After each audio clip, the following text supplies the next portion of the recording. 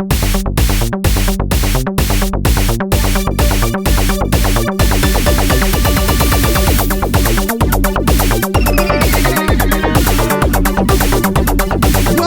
episode of Beyond the Beat. We not only talk about everyday problems, we talk about everyday solutions. James, how are you today? I'm doing pretty fantastic. A little tired, and we'll get into that in a little while. But I'm doing pretty good today, Bob. I feel like things are looking up. Let's just put it that. I love our last episode, man. Man. I edited it. It was killer. Yeah, it's going to bring back some tough things in my brain when I watch that again. I try to move on from it, but again, you got to live and learn. You got to live and learn. So I actually watched back some episodes to say like, what is she picking up on? Whatever. I think it's actually the opposite. You know what it kind of comes off as? So those of you who didn't tune in last week, we were talking about James's wife saying that he was like a sidekick. Mm-hmm. Yeah, that definitely happened. And I was the leader of this show, which is I completely disagree with. But I even more disagree with it after I watched the shows, because I watched some older. And really what it kind of comes off as is me being some like really screwy, everything bothers me. And I look to you for advice and you kind of talk me off the ledge. Like, oh, really? Yeah. You come off more as the all right. As the therapist. All right. Well, good. Good. And I come off more as like the lunatic. so it's like every other day of our life, really. Pretty much, yeah. I was like, that's what something wasn't clicking. Like, that doesn't sound right. Perfect. I mean, I don't know, whatever, but that's what I picked up on. So, anyway, well, check that out. Yeah. Yeah. How you doing, buddy? How's the last couple of days been? You doing all right? Well, it's 4th of July week. Mm-hmm. It is. So I think we have 2-week lag between recording and releasing, but it's 4th of July. So we had the big fireworks display in our town yesterday. Do you have one of those? Not in our town, but locally. At a local lake usually, or some by the mall. There's some by the mall there in Danbury and some that go over by the lake and whatnot, but I didn't catch any yet. Didn't go. Ours is on this little beachy area. Okay, and, that's cool. I'm not like a beach person, to be honest with you. No, you're not. No, I knew that about you. You never were much just not a beach guy. You don't know, just sit there and I can't just sit. Burn. That's right. I just can't sit. The only time, on the other hand, I love it, but yeah. Do you like it? Of course you must. Yeah. You could just sit there. I love the beach. I can, because I never just sit, right? I'm always pretty active. So when you tell me, it takes me a little time to kind of get to that point, usually a couple times and maybe a cocktail or two, but it gets me to that point where I can relax nicely, and then I just enjoy the sun, and then, I'm there, and it is what it is. But it does take me a little bit of time, but I can get there. I like the beach. Get there. Well, this will come as no surprise. What I don't like about it, two things really. One, it's boring because there's nothing to do, right? Like, I don't like many of the things that you would do on the beach, like active things, like volleyball, throwing, like anything really, throwing like throwing a ball of frisbee. We also have to get to that. We have to get to the football. Yep.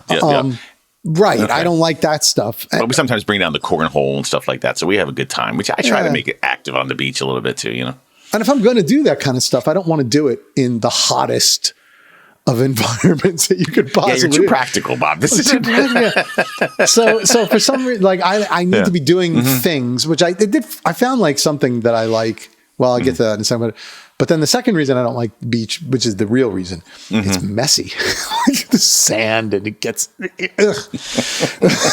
Listen, I've got a little bit of a sand phobia as well, but it's probably not quite as, like I can't eat on the beach, right? Like I'm like, no, like really? I just am that very. I could do. How can you be afraid of the sand and feel like it's so messy and then just start shovel? Well, I don't know. But seriously, like, what if you like get it in your teeth? It's like when you eat like seafood and stuff, and you get like sand. I can't. I'm done. You do. It gets gritty sometimes. I don't know. That part doesn't bother. But getting it on me and not being able to wash it off easily. Yeah. Oh, man. And then the people. There's a lot. Well, the people always bother you. It doesn't matter where you are. You could be at the beach. You could be somewhere else. I actually like the people at the beach. That's actually part of the, why not? Go to the beach. You know, you look around. It's kind of like when you go to the city, people watch a little bit. You put on your sunglasses, you look around, see weird stuff, people taking selfies, all stuff like that. It's fun. Well, yeah, nice. You do people watch. But I mean, I like my space, you know, so you get like your space and then somebody will inevitably plop down right next to you. You should put a fence around you. The kids will jump through your. If some, these kids run through my blanket, you know, and like kicking you're sand. Such a curmudgeon sometimes. Oh my God! This is why you shouldn't go to the beach. This is definitely why you shouldn't. I stopped short of actually tripping anybody as they come into my area. This is definitely why you should. You should get one of those plastic fences that sort of, they go around like for like dogs and stuff in certain areas. And then, people won't go in your little area. You got Bob and his little fence. Isn't it implied I have a blanket out? I have chairs around. Like, should that not be implied that you don't have your little rugrats running over my blanket? There and are the parents are just like sitting there like, oh, they're cute. Like everybody's got to think that their kid is cute. I don't think your kid is cute. It's not my kid. I didn't have the kid. I don't want the kid trampling over my stuff. You had the kids. Those aren't your kids. You don't need to. They bother me too. So why do I want yours? Exactly. And then you get that little back sand kick, when they run by and the little sand kicks up by their feet. All the time. They kick the sand up. Because they're running and the sand's going everywhere. Yeah, that's fun. Oh, man. I like and sometimes they bring their dogs. That's another whole episode, isn't it? People with the dogs. Well, okay. Well, I only get two off. Anyways, fireworks. You're at the beach. Right, at the beach. Oh, I did want to say that I did find one thing that I like on the beach. You can't do it near us, but shark tooth hunting. You ever do this? Shark tooth hunting? I've never done this. You wouldn't find it that enjoyable. I think it's great. And you go and you look for like these fossilized shark teeth. And you could do it like on North Carolina beaches and Florida beaches, some of them. That's a lot of fun. So that I would do. But anyway, we did this 4th of July thing, small little bit, whatever. Yeah. And here's the thing that was getting me not upset, but interested is that at the end of the thing, of course, you have 2,000 cars that have to leave through one exit. That's like, you have to know that's going to take a while, right? Like, it's just like, and so we're parked jammed all the way into the far corner. So, which is your first problem, which is, but as much as things bother me, that doesn't, because like, that's just going to be a thing, right? You get in the car, you turn it on, or not, and you're going to wait, right? It's just like what's going to happen. I expect it. Yeah, so we're there, and it took a good 45 minutes to even start moving out of the parking lot, which granted is a lot. But the thing that was getting me is like there was people that were being such jerks. They're honking their horns. Yeah. They're like, how like I think it's assumed that when you're in a line waiting to get out of something, like you go every other car, right? Because we all have to get out. It's not like I've done something jerkish that I'm cutting you off. Like, we just all have to get out. Oh, people were tailing each other to make sure nobody could get in front of them. And they're doing that aggressive New York, kind of like. They just kind of inching forward the car. And go for it. Yeah. And I'm looking at them like, what the heck? Where are you going? Yeah, what's wrong with you? And then finally, somebody starts just screaming obscenities, right? Like, no way. Wow. At whoever's going to listen, And I'm thinking to myself, what are you trying to accomplish exactly? Like, I don't know what you think is going to happen here, other than drawing the attention of a cop who's going to come over there and see that you're obviously drunk. Right, exactly. You obviously had too much to drink, so you're angry trying to get out of there.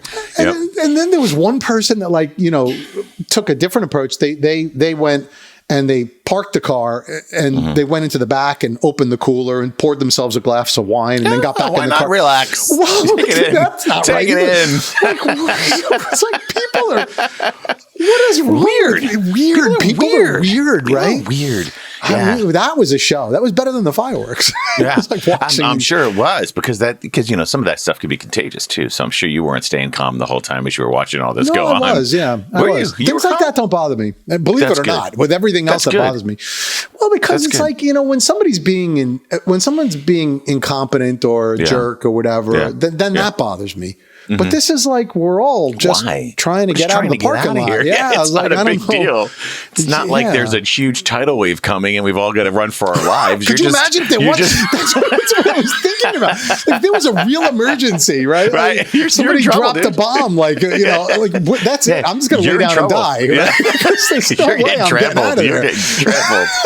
You'd be in there trying to help women and children while other people are stepping on their heads, I right? really would. Yeah, I really would. I mean, it's my it's goodness crazy. gracious. Yeah, that's crazy. Well, God bless America. You know what I mean? God Like, bless happy America. 4th of July.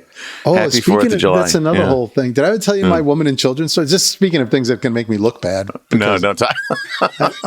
This last one didn't make you look bad. I mean, you just don't like the beach, but I mean, at least you're calm trying to get out of a parking lot. No, but this is another one. Here's a good one to explore because I want to see how you would react. I can't believe I haven't told you this one. Okay, so this was happening a long time Maybe ago. you have. We'll find out in a minute. So I'm driving down the highway, right? Mm-hmm. Now I'm a passenger in the car, and I'm with a buddy of mine. This is a long time, maybe 20 years ago. We're on a business trip actually, and we're driving down the highway somewhere in Florida, and all of a sudden we see this like cloud of smoke coming at us, right? In the median, and thinking like it's a tornado or something weird thing. What's going on? What it ended up being was a semi, a tractor trailer, actually slammed into a pickup truck. Yikes. And went into the median and was dragging this pickup truck, like pushing this pickup truck on its side, right? Through the median. Pickup truck rolls and whatever. And the thing, so my buddy who's driving, like, of course, slows down and comes to a stop. And literally the pickup truck and this tractor trailer in the median comes to a stop right where we stop. So we're on one side of the road and they're right in the median, right? Yeah. Okay. And so clearly there's somebody like trapped in the pickup truck and the tractor trailer is okay, but there's a big thing, and there's debris everywhere and it's crazy, right? Well, so my buddy, without a thought, this guy's a great guy, by the way. Like you. That's why I think you would do this. Oh, well, I think anybody but me. So I picked this up. But you'll see why in a second. So this guy jumps out of the car without thinking, runs across to the median, and starts pulling the people out of the pickup truck. Wow. And there was a couple of other people that did the same thing, right? Mm-hmm. And you sat in the car. You watched this happen. You sat. You never know what you're going to be like in a true emergency until it happens. Now you know. I got out of the car. You sat there, and I was like, my first thought was, "Is everybody okay?" I'm not going to run into traffic, and then there could be blood. Oh my goodness! I mean, I don't know that I was consciously thinking anything other than. Well, he's taking care of it. And I was like, not. Well, what I did was what I would do. I called the police, right? And I guess I'm thinking to myself, well, I added some value, but I have to tell you, my first instinct was not to jump in the middle of traffic and go help these people. Now, once I came to the thought of, maybe I should be doing that, I saw that everybody was doing it. And I'm like, well, I'm going to be no use there. Yeah. Especially if I don't have hand sanitizer or something. Right, exactly. I can't, if there's blood, I may get something, right? And it made me think about the fact that, man, maybe I'm not as much a hero as I think I would be. I don't know. I'm not sure. Now, there are other situations I've been in that I have done better, but that you one performed was better. Was it after this situation? Did you learn from this and say, okay, well, next time I'm in a situation like this, well, it was not that. I want to be a better person. Maybe it wasn't that. Well, hopefully, you don't see that all the time. Yeah, exactly. It was more like helping an old lady across the street or something like that. I called the police faster. Now you have them on speed dial, so your time to action is a little quicker. Yeah. So I didn't really even know who to call. Well, 911 is what I got. But But what would you do? Do you know? I think I don't know. You don't know, right? I don't know. Yeah, I mean, I'd like to say that I would do the same. I've never been in that scenario, thank goodness. I don't know. I really just could say I don't know. Because I think probably before this situation, you probably said that of course you would help the people out. If you saw people in trouble, you'd help them out, would you? I don't know that I did. Maybe you wouldn't. You'd be like, then there's going to be a lawsuit. If I move them wrong, if something happens, I'm going to get sued. I could catch something. What if I hurt myself? What if the car explodes? This is where some people just don't think and they just act. They just act. Yeah. Yeah. They just kind of go for it. And next thing you know, they're doing great things. I joke about it. And I don't, I really, obviously, I don't think it was the getting blood on me. That wouldn't have bothered me. You know what really, I think it really is my lack of confidence.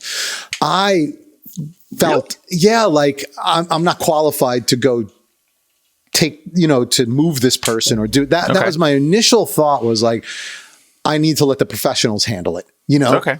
Yeah. So it wasn't even like that I wasn't willing to get my hands dirty. I joke about it because it's probably a thing that would go along with my personality. Yeah, it totally is a thing that would go along with your personality. But I don't think it was that. It was really more that like, I never feel qualified. Like, what if I break the person, you know, or something? Yeah, well, that's, I don't know.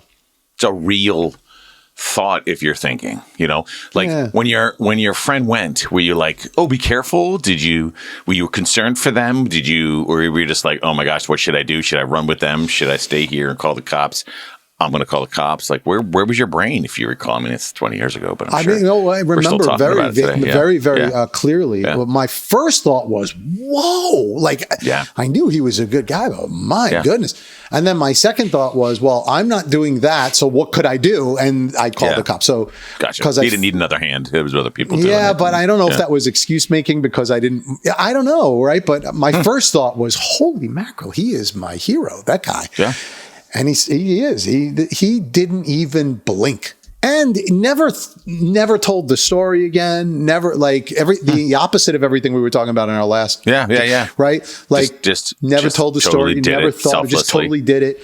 I told the story everywhere I could, and he was like, yeah. It was just, like, he wasn't writing articles about it or putting it in the local newspaper himself, or doing anything like that, or MySpace at the time, whatever he was using. MySpace, AOL. Yeah, right.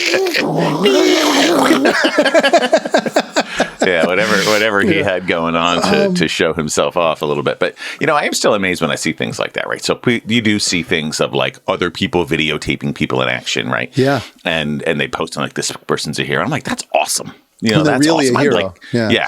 And I like to believe that I would do the same, but I don't know. I literally am not going to sit here and say, oh, of course I would, right? I have no idea what I would do in this situation. Are the kids in the car? Are the kids not in the car?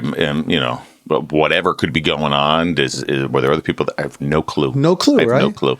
Well, the closest thing that happened since then was that, like, we have this alarm in our house, and it went off in the middle of the night. It happened to be a false alarm. But apparently I got up and I grabbed my bat, because I'm not a gun guy, right? So I have one by the side of my bed as well. Yeah. I grabbed my bat and I ran downstairs, right? Like, without even thinking, and to go see what was going on. It ended up being nothing. And my wife was like, wow. I was like, what? Like, she was impressed by it. Like, you sprung into action. It's very unlike you. I was like, wow. Well, I did spring into action. Then I started thinking to myself, maybe I was wanting to get out quicker than. Knocked him out of the way and ran out the front door. The bat was just to break the glass so I could get out of there.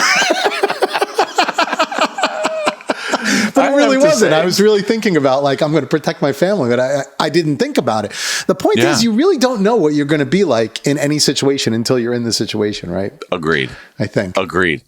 I think it sounds like you've set the bar pretty low.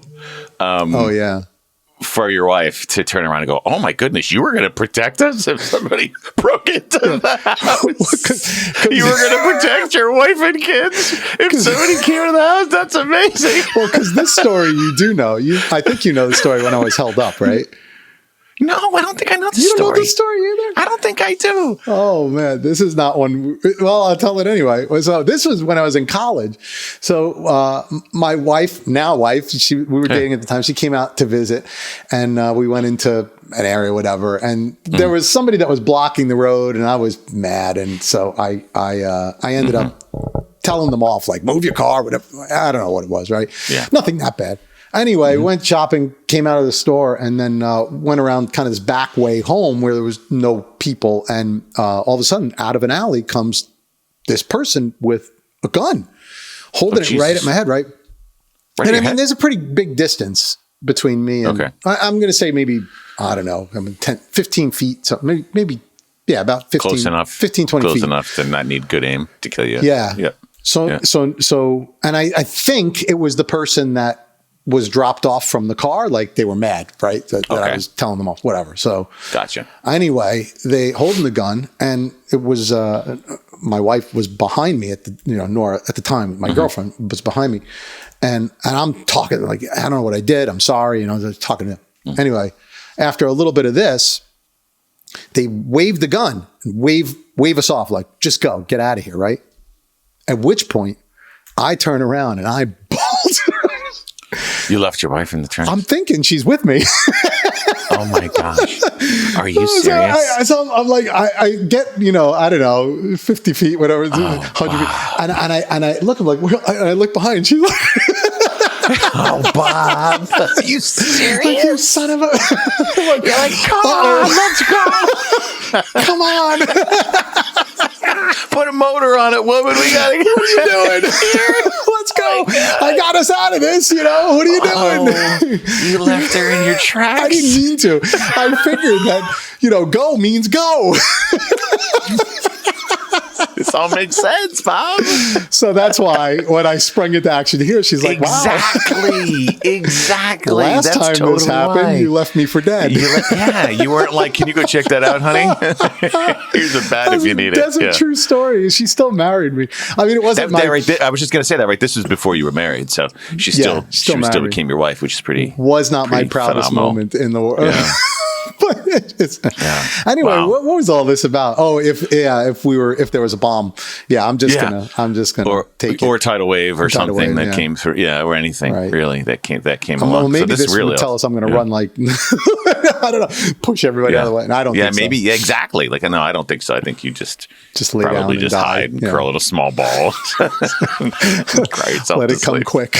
Yeah, exactly. I'm so sorry, kid.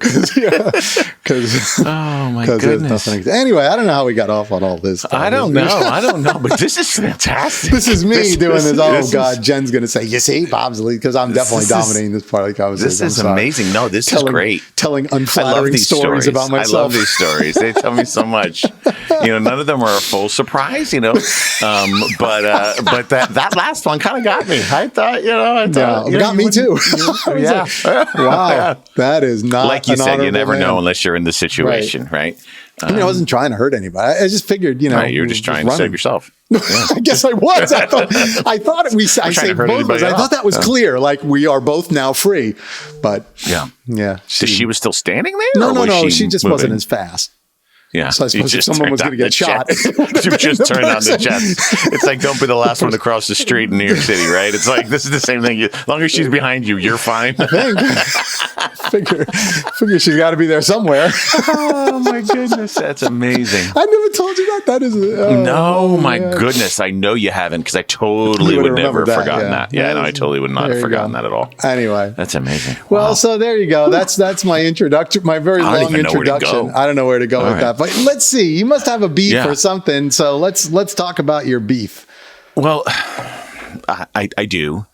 Is it cowards? No, it is not. But I'm just saying, do I change my beef at this point in time? It's interesting because my beef is this, right? So, I've talking to a lot of people, right? So I play on a baseball team on Sunday mornings, and I had this conversation on Sunday morning. And by the way, killed myself Sunday morning. It was like 100. It was like 80 degrees, but the humidity made it like 190 degrees outside here. And I pitched 7 innings, and I couldn't even walk on Monday. My wife said, "Why are you even doing this? Why are you still playing baseball?" It's an adult league of some type. It's like an over 27 league. I'm obviously well over 27. Yeah, I'm obviously well over 27. Well over 27. Obviously. But so that people can hit well. I pitch, right? So it's not like I'm out there just standing in the field and I get up once in a while, right? I pitch. In this game, I was hitting too, so I really was extending myself. But I hurt my hamstring, came home, my hip hurt. I could hardly get up in the morning. Anyways, it was a tough one. And not to mention the fact that my 14-year-old stepdaughter had 13 people sleep over on Monday night. Oh, wow. 13 people. 13 girls were at my house. They slept over. That's a lot of friends. That's a lot of friends, right? That's a lot of friends. Popular. And it got like clicky, so then she kind of got, they're not paying attention to me. And then right. That's too many friends. That's the problem. You have too many. You have too many. What do you want them all to, you would be in a circle and everybody's circling around? You know what I mean? Like, what do you want to do? They're going to go in different groups. And that's the age that they start getting like that way, right? Like that's right. Yeah, it's 100%. That's getting too old for a sleepover. They're doing different things. Some are causing trouble. Right. Some are doing things they shouldn't. Some are talking. Some are talking about the boys and doing all sorts of stuff and all this jazz. But one of the things they did is at 3:30 in the morning they called Uber to get out of there. And delivery. Oh, so Uber Eats. Uber Eats. No, not to get out of there. Thank goodness. So I have cameras all over my house. Just when you have kids like this, you kind of have to, right? And there's just some car that pulls in my driveway, and person delivers Uber McDonald's. You didn't know about it, of course. 3:30 in the morning. I had a feeling they were going to do it, right? I just because it's kind of like they're kind of fun thing, whatever.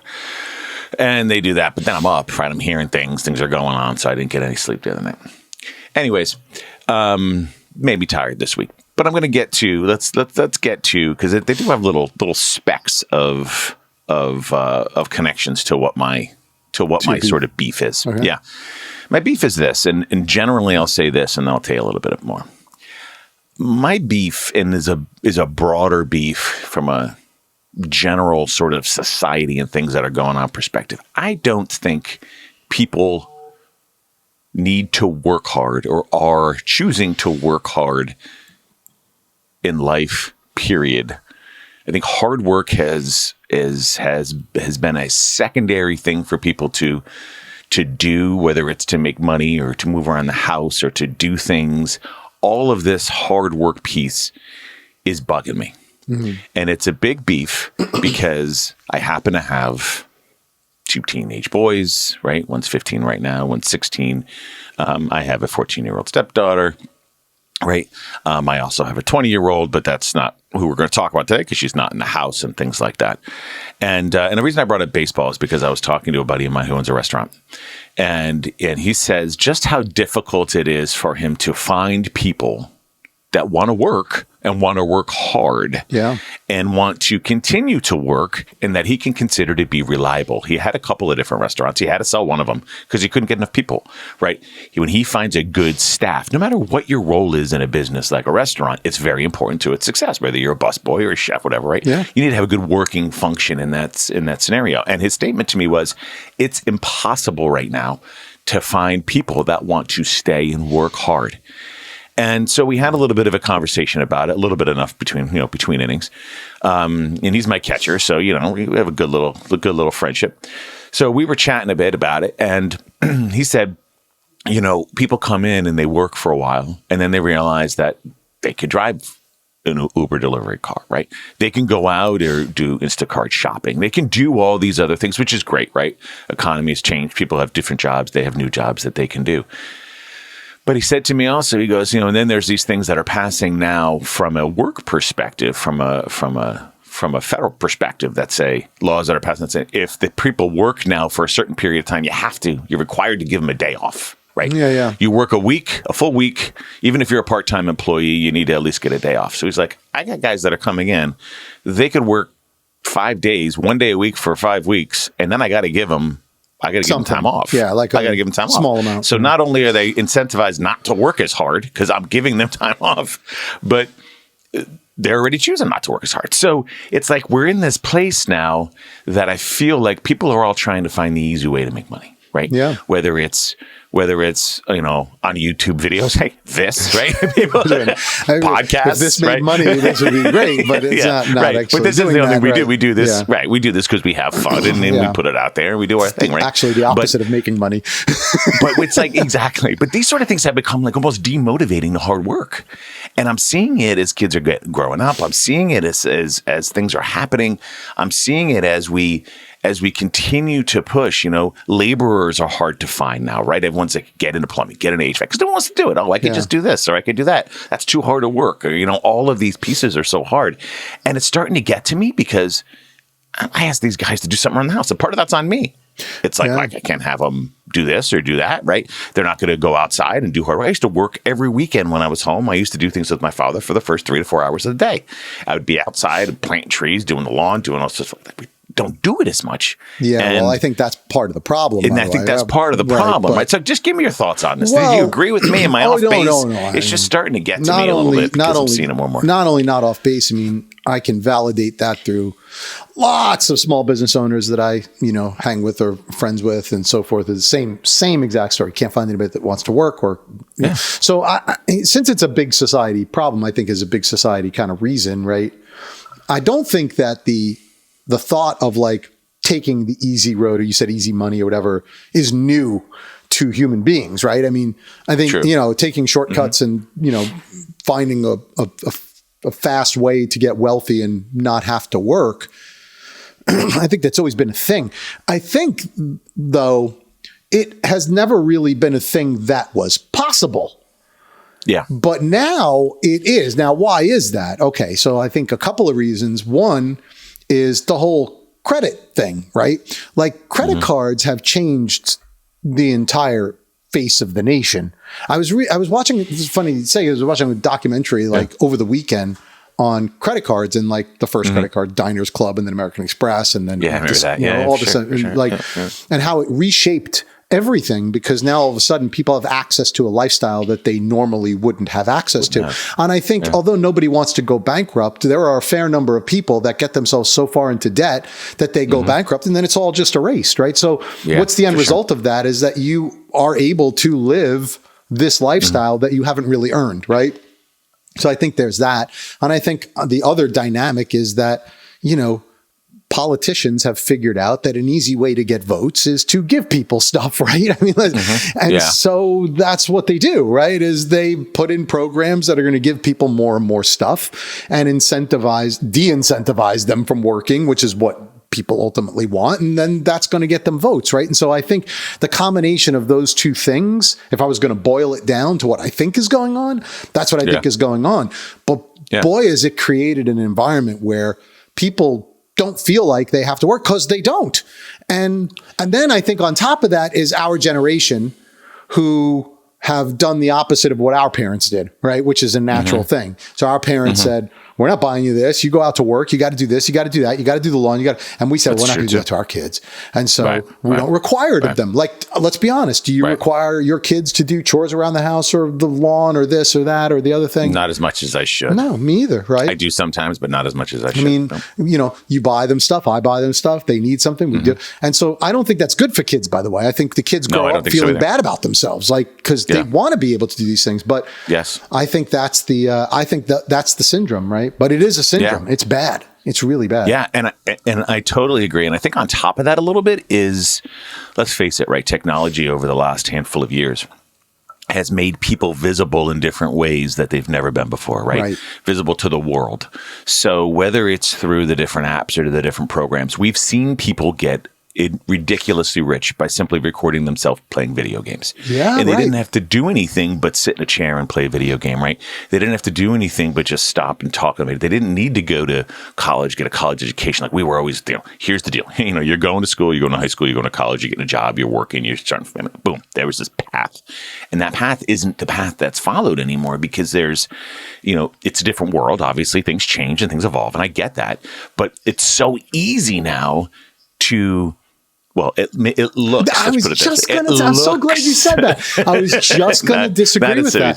It looks so easy. It's not easy. That's right. There's hundreds of millions of people that are trying these things, and that 5 of them everybody sees, right? That are making millions, that are living this lavish life, that are getting all these. They're working harder than they make it look. Exactly. Like this YouTube gig, man. I'm telling you, we're not putting that much effort into it, and the subscriber count shows that, right? But I mean, at the end of the day, like the people that really put together polished, good videos, and it's not a get rich quick scheme. They put a lot of hours and money in constantly, and they market it, and they do. People who think that they just get on a cell phone and then have a camera, like it's not. It doesn't do anything in the long run. You might get a viral video out of it, maybe, and that's a long shot. But no, this is not a monetizable thing. Even people with that get into OnlyFans and things like that, right? I mean, they work hard at it. I'm not, you may disagree with what they're doing, but they work hard at it. And it was the thing, like when we were growing up, we were thinking like rock stars. Oh, I want to be a rock star, because that's like easy money. It's not easy money at all. Now, you may be on tour and on stage every day and writing and this and that's, like there's a lot of work that goes into that. So I think that kind of thing has always existed as well. Like people think that things are easier than they are, but I do agree that now, because everything's so visible, people think it even more, and that just adds to the problem, right? 100%. And I'd like to hit on a little bit of what you said too. It's like, so they think it's easy. They think anybody can go and do it. and then maybe they're not successful, right? And it's achievements and it's work and it's production that make people feel confidence and build self-esteem and do all of these things. So now here they are, right? They're living this world where maybe they're not doing things around the house. Chores are getting stuff done, right? Getting stuff completed. They're playing video games. They're trying these other pieces here that everybody makes it look so easy, but they can't do it. So they're getting frustrated. Their self-esteem is, and it's like, what are we doing? Like, what are we doing? Like, I am just as guilty probably as the next person of saying, hey, we got to get these kids working hard because, I talked about laborers. I talk about people that are out there doing work. Like they're few and far between right now. They are. And they're able to charge a premium and they're making a lot more money than a lot of people see. But it's not a sexy job, right? It's not sexy to go out and do that sort of stuff. It doesn't look good. So it's like, oh, I would never want to do that. Like you're crazy because these are good jobs. That's what's needed right now. That's where the money is. When you couple all this with kids that grew up not having to do a bunch of stuff like we just said we are guilty of doing to our kids, then it's a shock to the system, isn't it? Like when they come out of either high school or college or whatever, and they realize, wait a minute, life is not actually what it's been for the last 18 years. Like I got to go out and actually bust my hump, and really go and make a living, and they don't either know how to do it, they weren't prepared for it. It's like a shock, right? So I think that these things are all adding up, but yes, this is a problem. And I'll tell you the bigger thing is, we're on global issues, right? Like you look at individual business owners and they're dealing with this, but I think what we're really facing as a country, we can't possibly compete on the global stage when this is what our workforce looks like, right? No. We won't survive. Like countries are just big companies, right? I mean, and if they're not productive and producing goods and services that people want to buy, they will sink and die. Yeah. And I fear that's where we're going, right? If something doesn't change. It's not an unrealistic fear, right? Laborers, anyone, right? Where you're working on a factory line, whether you're working and getting, they're necessary and mandatory for supply chain to work. Yeah. Like that's just a fact. And if we can't keep those people and get good people and nurture that, then we're not going to do it here. Right.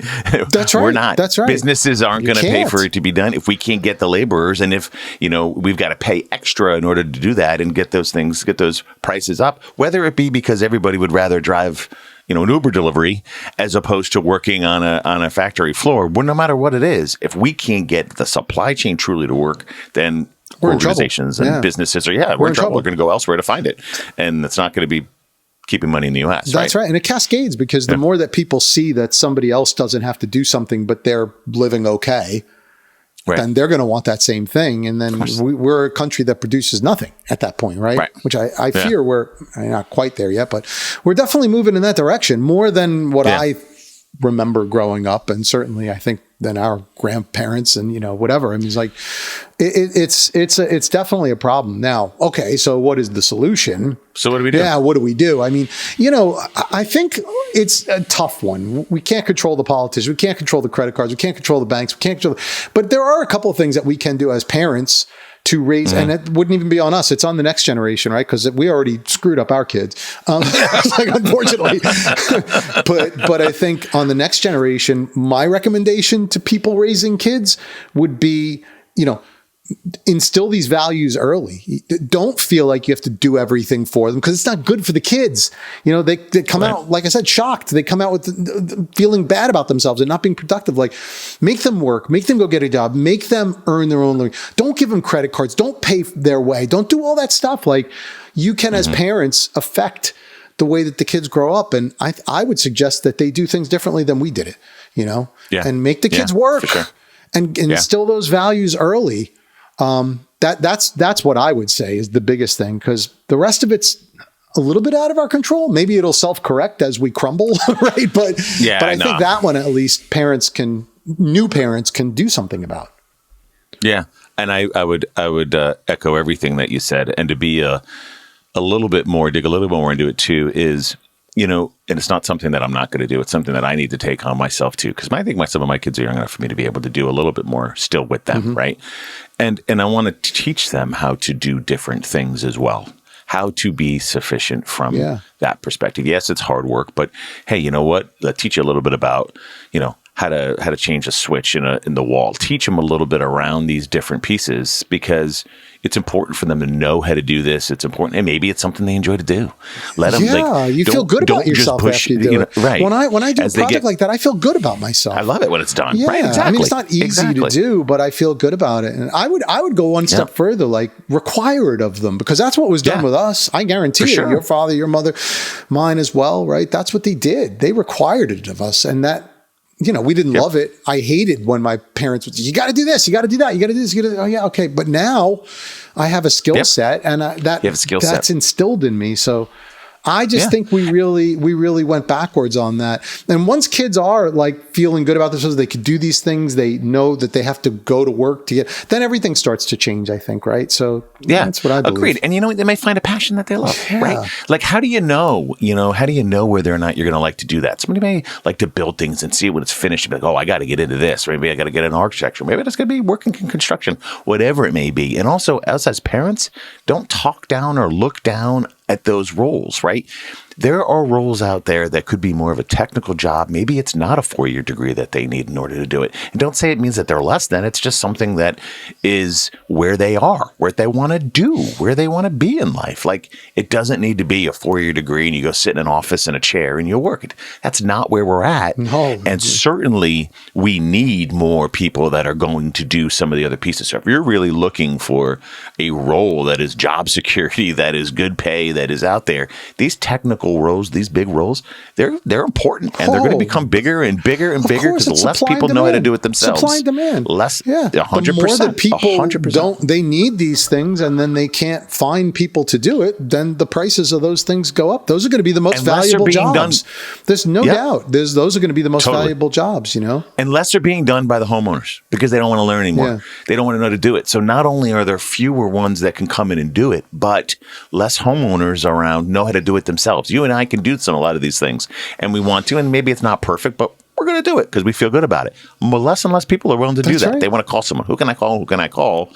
And that supply is low. Yeah, It's only going to get lower. Well, Mike Rowe, the guy from Dirty Jobs, I love his stuff. Yeah, I know Mike Rowe. Yeah. I don't know him personally. I don't, but I don't know him personally either. But yeah. He did a special when they were building the Raiders' new stadium. Oh, he did, yeah.